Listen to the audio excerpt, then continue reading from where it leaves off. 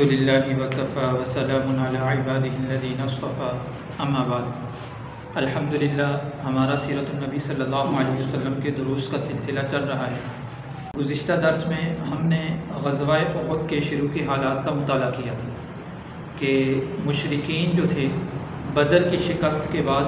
مسلمانوں سے ایک فیصلہ کن جنگ کا ارادہ رکھتے تھے، اور اس کے لیے انہوں نے جو تیاری شروع کی سن 3 ہجری میں شوال کے مہینے میں شوال کے مہینے میں اس تیاری کو مکمل کر کے یہ احد کے میدان تک پہنچے۔ اور دوسری طرف جب اللہ کے نبی صلی اللہ علیہ وسلم کو آپ کے چچا حضرت عباس رضی اللہ تعالیٰ عنہ نے خبر پہنچائی، اطلاع پہنچائی، آپ صلی اللہ علیہ وسلم قباء میں تھے، مدینہ طیبہ تشریف لائے، وہاں آ کر آپ صلی اللہ علیہ وسلم نے صحابہ سے مشورہ کیا۔ پھر صحابہ سے مشورے کے بعد حتمی فیصلہ یہ تھا کہ جنگ کے لیے مقابلے کے لیے مدینہ سے باہر نکلے۔ اللہ کے نبی صلی اللہ علیہ وسلم جمعے والے دن عصر کی نماز کے بعد مدینہ طیبہ سے نکلے، پھر نکل کر راستے میں ایک مقام پر نماز ادا کی، مغرب کی نماز، اور اس کے بعد لشکر کا معائنہ کیا۔ اس میں جو کم عمر بچے تھے ان کو آپ صلی اللہ علیہ وسلم نے واپس کیا۔ اس میں ایک حضرت سمورہ بن جندب رضی اللہ تعالیٰ عنہ جو کم عمر تو تھے ہی لیکن تیر اندازی اچھا جانتے تھے، ان کو اجازت مرحمت فرما دی۔ پھر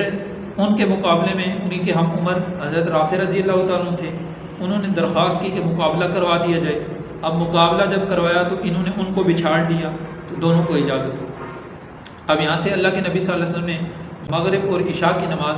ایک مقام پر پڑھی، پھر آگے بڑھے احد کی جانب، اور راستے میں رات کو ایک جگہ پڑاؤ کی،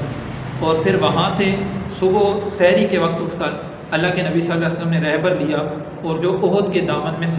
اسلامی لشکر کو لے گیا۔ اور راستے میں ہی شعود مقام پر ہم نے پڑھا تھا کہ جب دونوں لشکر آمنے سامنے تھے، ایک دوسرے کی کو دیکھ رہے تھے، معائنہ کر رہے تھے، اس وقت رقص المنافقین، منافقین کا سرغنہ جو تھا عبداللہ بن ابی، اس نے ایک چال کھیلی اور اپنے 300 افراد کو لے کر مسلمانوں سے علیحدہ ہو گیا۔ اب یہاں پر اللہ کے نبی صلی اللہ علیہ وسلم کی جنگی چال دیکھیں کہ مدینہ طیبہ سے یہ آئے ہیں، دوسرا لشکر پہلے سے موجود ہے، وہ مکہ سے آیا ہے، مدینہ کو کراس کر کے مدینہ کی پچھلی طرف مکہ سے جائیں تو مدینہ کے بعد بہت پہاڑ ہے، تو وہاں جا کر اس نے پڑاؤ ڈالا ہے، اور اس کا ارادہ یہ تھا کہ مسلمانوں کے ساتھ ساتھ مدینہ طیبہ کو بھی ختم کر دیا جائے، گویا کہ اسلامی ریاست ہی کا خاتمہ کر دیا جائے۔ لیکن اللہ کے نبی صلی اللہ علیہ وسلم نے ایسی جنگی چال چلی کہ ان کفار کے اس باطل گمان کو گویا کہ خاک میں ملا دیا۔ اللہ کے نبی صلی اللہ علیہ وسلم اس سے ہٹتے ہوئے رہبر لیا، جو رہبر آپ صلی اللہ علیہ وسلم اور اسلامی لشکر کو مشرکین سے ہٹتے ہوئے احد کے دامن میں لے گئے۔ اب اللہ کے نبی صلی اللہ علیہ وسلم کی کیسی مضبوط یہ جنگی چال تھی کہ پچھلی طرف احد پہاڑ ہے، دائیں طرف بھی احد پہاڑ ہے، دو طرف اسلامی لشکر کی محفوظ ہیں۔ اب بائیں طرف ایک درہ ہے، عینین کے نام سے یہ درہ ہے، اور یہ خالی راستہ ہے۔ اللہ کے نبی صلی اللہ علیہ وسلم نے جب لشکر کو ترتیب دی تو آپ صلی اللہ علیہ وسلم نے 50 تیر اندازوں کو یہاں منتخب فرمایا اس درے پر۔ حضرت عبداللہ بن جبیر یہ ان کے امیر اس لشکر کے 50 تیر اندازوں کے۔ اللہ کے نبی صلی اللہ علیہ وسلم نے سخت ہدایات ان کو فرمائی، ان کو یہ فرمایا کہ اگر تم دیکھو کہ اسلامی لشکر نے کفار کو شکست دے دی ہے اور کافر اپنا سامان چھوڑ کر میدان جنگ سے بھاگ رہے ہیں، تب بھی تم نے اپنی جگہ کو نہیں چھوڑنا، اپنی جگہ پہ رہنا ہے، اس سے پیچھے نہیں ہٹنا۔ اور یہاں تک بھی اللہ کے نبی صلی اللہ علیہ وسلم نے فرمایا کہ اگر تم دیکھو کہ کفار نے مسلمانوں کو اور اسلامی لشکر کو شکست دے دی ہے اور پرندے آ کر ہمارے جسم کے ٹکڑوں کو نوچ رہے ہیں، تب بھی تم نے اپنی جگہ سے نہیں ہٹنا۔ اب شروع میں اللہ کے نبی صلی اللہ علیہ وسلم نے ایک 50 تیر اندازوں کا لشکر اس کو یہاں منتخب فرمایا، پھر لشکر کو ترتیب دی۔ لشکر کے ایک حصے پر اللہ کے نبی صلی اللہ علیہ وسلم نے حضرت زبیر بن عوام رضی اللہ تعالیٰ کو ایک حصہ، جو لشکر کا دایاں حصہ تھا وہ اس کا امیر ان کو جھنڈا سونپا، اور بائیں طرف کا جو حصہ تھا بعض روایات کے مطابق یہ حضرت منذر رضی اللہ تعالیٰ کو جو لشکر کا بائیں طرف تھی اس کا جو جھنڈا تھا ان کو سونپا، اور خود اللہ کے نبی صلی اللہ علیہ وسلم نے سپہ سالار اعظم لشکر کے اعتبار سے کمان سنبھالی، اور جو اسلامی لشکر کا جھنڈا تھا وہ حضرت مصعب بن عمیر رضی اللہ تعالیٰ کو دیا، کیونکہ دوسری طرف جو کفار تھے، کفار پہلے سے ان مشرکین کی جنگیں ہوتی تھی، لیکن پہلے کوئی نظم و ضبط نہیں ہوتا تھا ان کی جنگوں میں۔ مفسرین نے لکھا ہے کہ جب انہوں نے دیکھا کہ بدر کے مارکے میں اللہ کے نبی صلی اللہ علیہ وسلم نے میدان جنگ میں بھی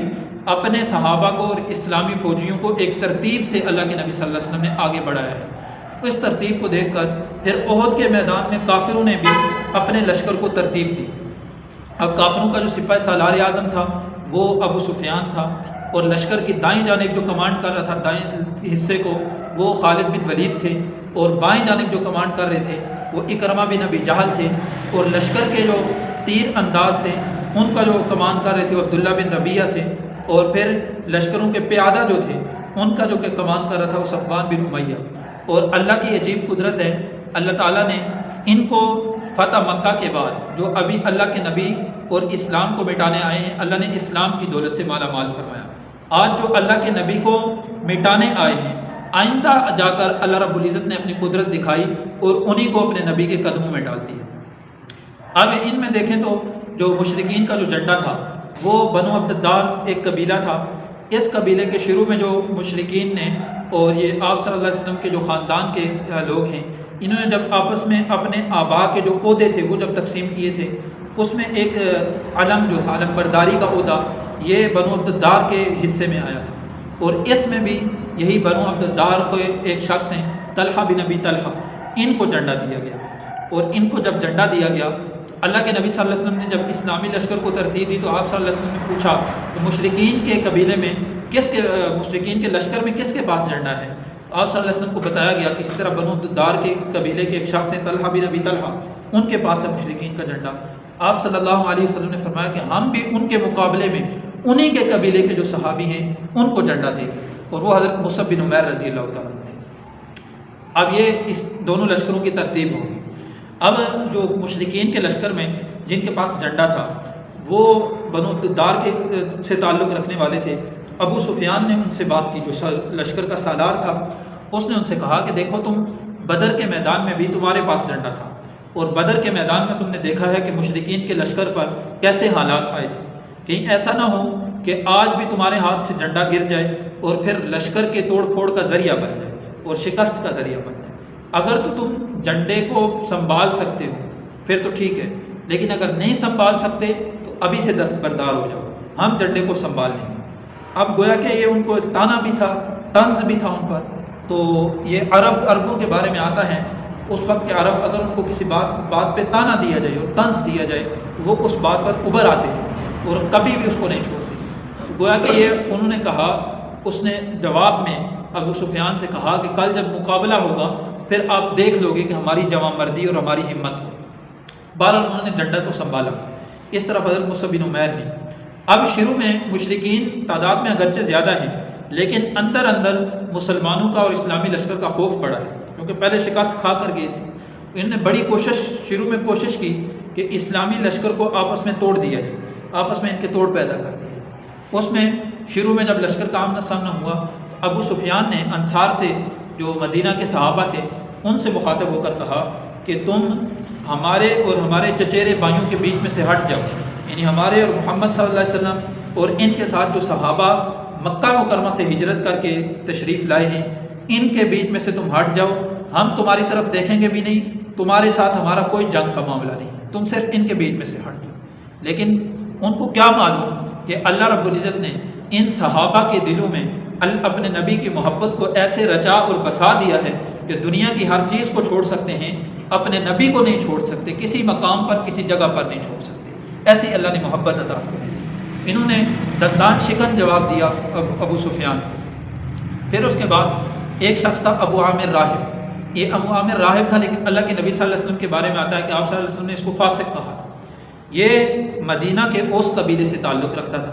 جب اللہ کے نبی صلی اللہ علیہ وسلم مدینہ طیبہ میں تشریف لائے تو اس کو آپ صلی اللہ علیہ وسلم کی عزت اور عظمت اور آپ صلی اللہ علیہ وسلم کی سربراہی یہ اس کو ہضم نہیں ہوئی۔ یہ مدینہ طیبہ سے مکہ مکرمہ میں گیا اور وہاں پر لشکروں کو ابھار کر یہ مسلمانوں کے خلاف لایا، اور اس کے ساتھ کچھ اپنے لوگ بھی تھے۔ اس نے مشرکین سے یہ کہہ رکھا تھا کہ تم دیکھنا جب لشکر آمنے سامنے ہوں گے تو میں نکل کر اپنے قبیلے اوس قبیلے سے ایسی بات کروں گا کہ وہ محمد صلی اللہ علیہ وسلم کا ساتھ چھوڑ دیں اور ان کا ساتھ چھوڑ کر تمہارے ساتھ ہو جائیں گے، اور تمہارے ساتھ ہو کر اسلامی لشکر سے مقابلہ کریں۔ اس کا یہ باطل گمان تھا۔ لیکن جب یہ لشکر آمنے سامنے ہوئے تو اس نے اپنا عمل کیا، یہ لشکر سے نکلا اور اوس قبیلے کو پکار کر کہا کہ اے قبیلہ والوں، کیا مجھے جانتے ہو؟ اپنا تعارف کروایا۔ تو آگے سے قبیلے والوں نے اسی کو برا بھلا کہا اور اس کو بد دعا دی کہ اللہ تیری آنکھ کو خوشی کا دن نہ دکھائے، اللہ تیری آنکھ کو خوشی کا دن نہ دکھائے۔ تو اس نے اس پر بڑا افسردہ ہوا، کیونکہ اس کو امید تو بڑی تھی۔ اس پر اس نے کہا کہ میری قوم میرے بعد فتنے اور فساد میں مبتلا ہو گئی ہے۔ البتہ یہ دو جو حملے ہوئے اسلامی لشکر کو آپس میں بکھیرنے کے، یہ دونوں ناکام ہو گئے۔ اس کے بعد اللہ کے نبی صلی اللہ علیہ وسلم نے اپنی مبارک تلوار نیام سے نکالی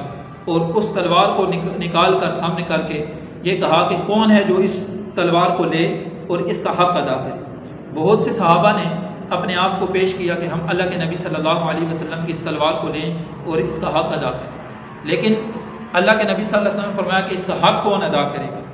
اس پر ایک صحابی ہیں حضرت ابو دجانہ رضی اللہ عنہ، یہ انصار صحابہ میں سے ہیں۔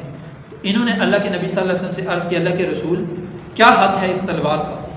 آپ صلی اللہ علیہ وسلم نے فرمایا کہ اس تلوار سے کافروں کو چہروں کو اس طرح کوٹا جائے، اس طرح ان کے چہروں پر یہ ماری جائے، یہ تلوار آگے سے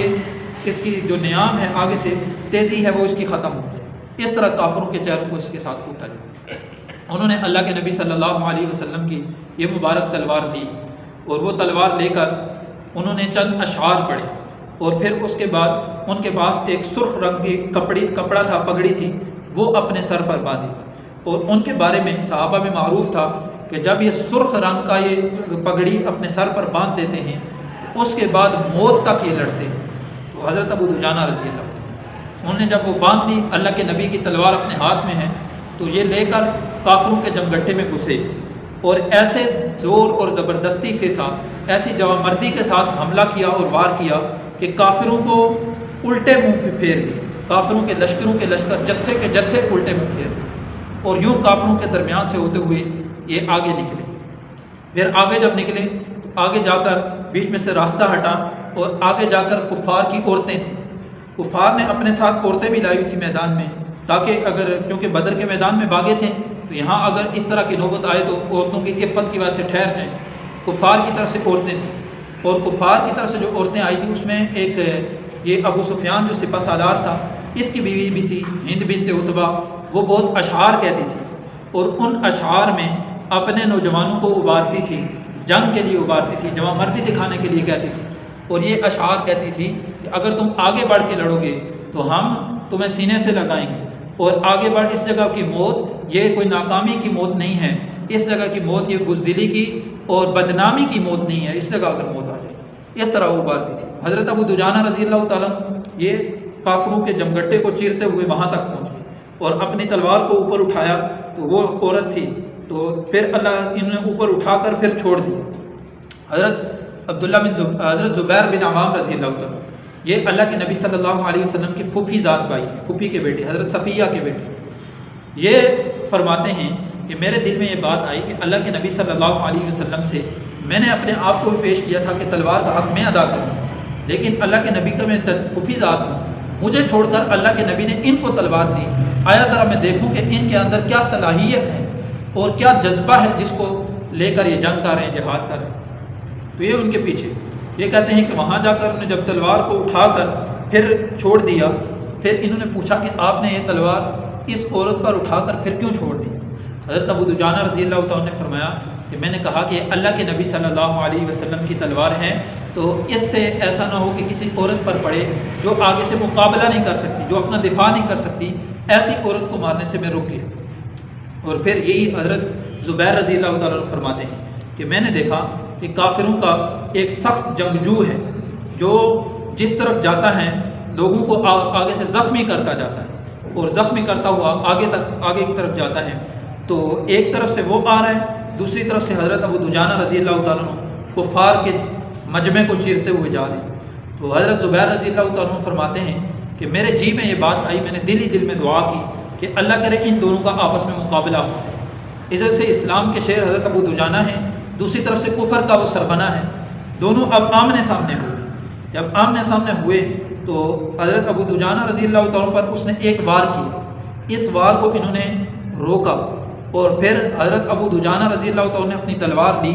اور اس تلوار سے ایک ہی وار کیا حضرت ابو دجانہ رضی اللہ تعالیٰ نے کہ اس کے 2 ٹکڑے ہو گئے، یعنی ایسے 2 لخت ہو کر وہ گرا، اور پھر تکبیر کا نعرہ بلند کیا ہے۔ اسی طرح حضرت کعب بن مالک رضی اللہ تعالیٰ وہ فرماتے ہیں کہ میں نے دیکھا کہ ایک شخص تھا کافروں کا جو صحیح سخت جنگجو تھا، اور وہ مقابلے کے لیے بلا رہا تھا کہ کون میرا مقابلہ کرے۔ میں نے دیکھا کہ ایک اسلامی مجاہد وہ اس کے سامنے آیا ہے، اپنے چہرے کو ڈانپا ہوا ہے اور اس کے مقابلہ ہے، اور اس کے مقابلے میں آ کر اس کو آپس میں جب دونوں کا آمنا سامنا ہوا تو ایک ہی وار میں جو اسلامی مجاہد تھا اس نے ایک ہی وار میں اس کافر کا کام تمام کر دیا،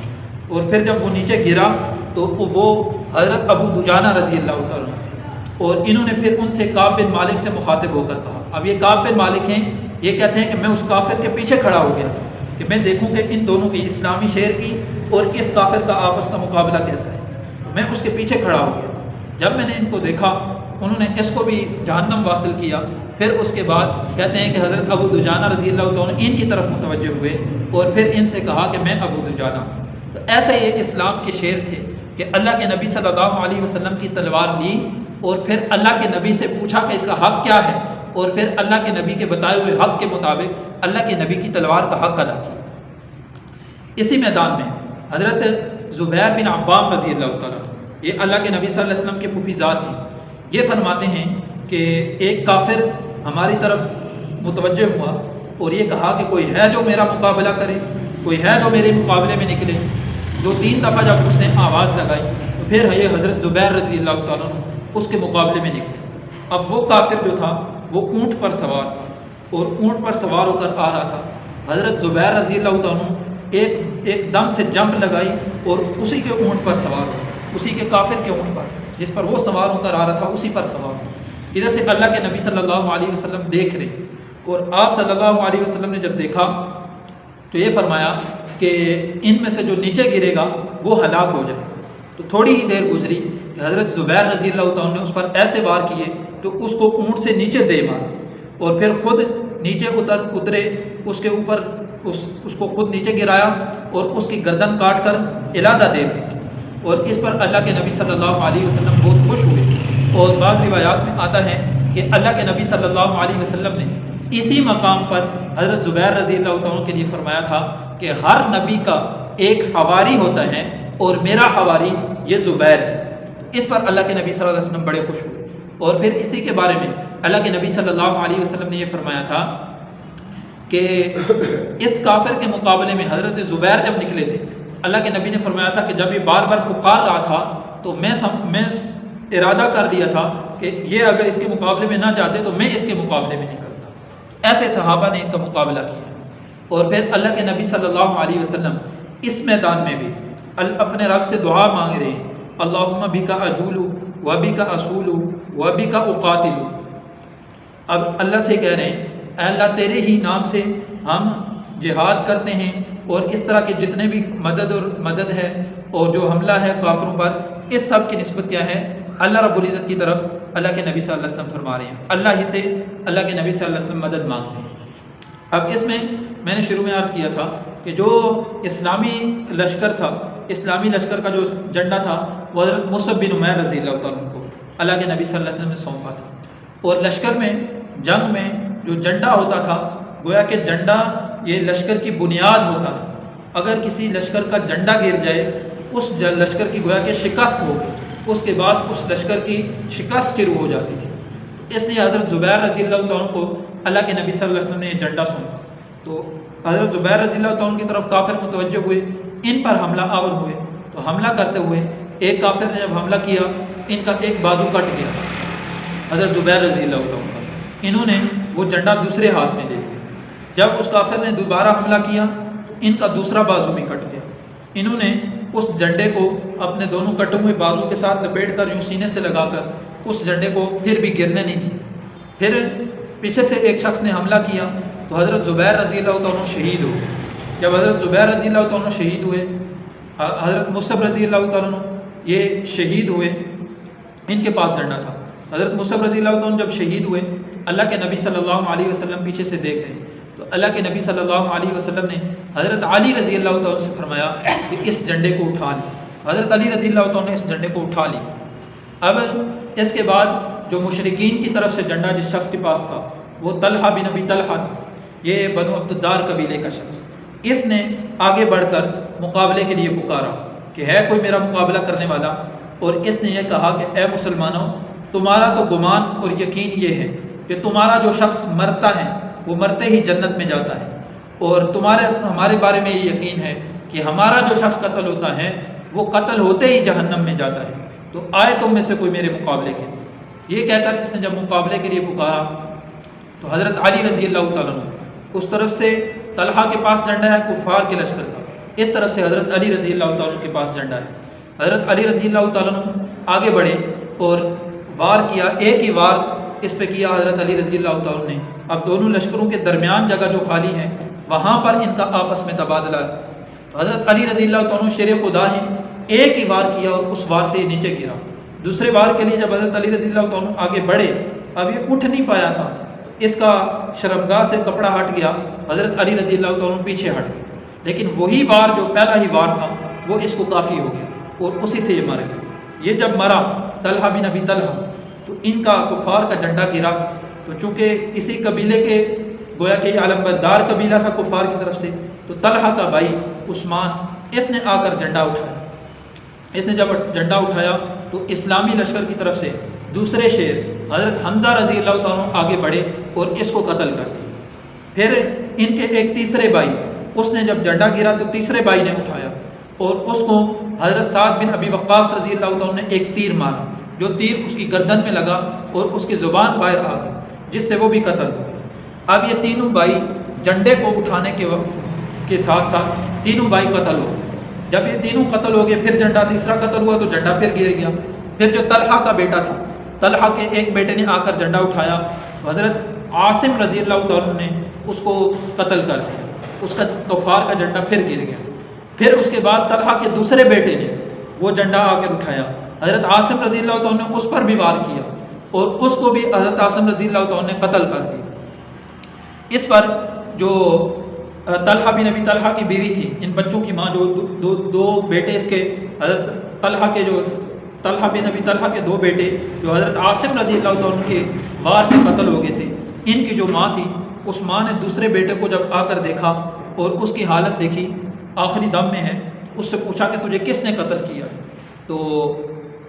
اس پر اس نے کہا باقی تو مجھے پتہ نہیں، لیکن آخر میں ایک آواز آئی تھی کہ یہ لے لیں۔ جب وار کیا تھا یہ کہا تھا کہ یہ لے لے، اور حضرت عاصم رضی اللہ تعالیٰ نے اپنی کنیت بیان کی کہ میں ابن افلح یا اس طرح کی کوئی کنیت ان کی ہے تو میں وہ ہوں۔ اس پر اس کو پتہ چل گیا کہ یہ حضرت عاصم ہیں۔ اس پر اس نے کہا، اس نے منت مانی تھی کہ اگر عاصم کا سر میرے پاس آیا، یعنی عاصم کا سر میرے پاس آ گیا تو میں اس کی کھوپڑی میں شراب پیوں گی، حضرت عاصم رضی اللہ تعالیٰ کے بارے میں۔ یہ ہمارے اس مطالعے میں آئے گا ان کا بعد کا شہادت کا قصہ۔ تو ان دو بیٹوں کو حضرت عاصم نے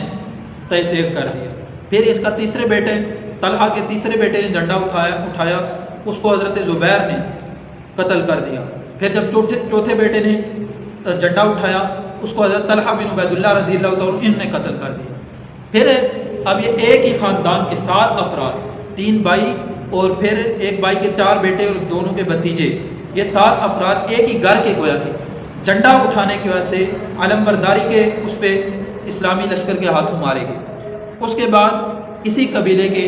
1-2 افراد اور ہیں جنہوں نے جھنڈا اٹھایا، اور آخر میں اس قبیلے کے افراد میں سے تو کوئی نہیں رہا، اس قبیلے کا ایک غلام تھا حبشی، اس نے جا کر جھنڈا اٹھایا، اور اس جھنڈے کو اٹھانے کے عوض میں 11 افراد اس قبیلے کے